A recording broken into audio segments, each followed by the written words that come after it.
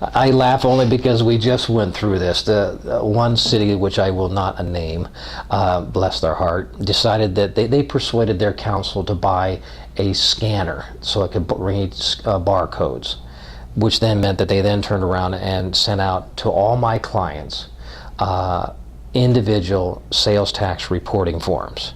Now, before, I could write one check on one form and it took me 5 minutes to fill it out. With the new procedure, it now took 21 hours.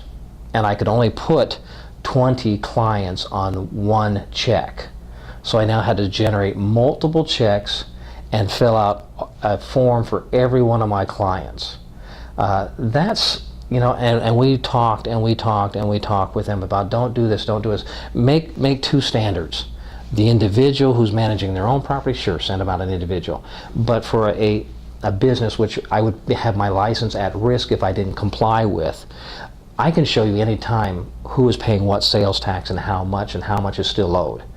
And so give us a blanket license. We will continue to report it. We've always reported it. Anytime you want to call me, I can report to you exactly what it is. In fact, I got the phone call from another sister city that says, oh, we see that you've been paying, you know, tell us who's been paying and how much. Not a problem. I just generate it off the computer and fax it over to them.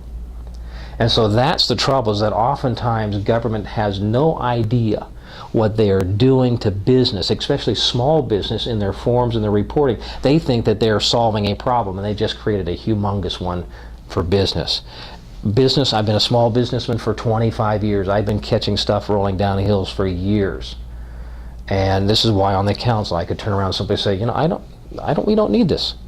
We are trying to solve a problem that doesn't exist. Now, if it pops up 3 and 4 or 5 times, then yes, then it becomes an issue.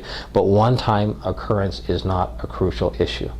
So, you know, coming back and looking at the reality, I think my most favorite story that I read was about McGovern after he had left the U.S. Senate and tried to run a bed and breakfast up in New Hampshire.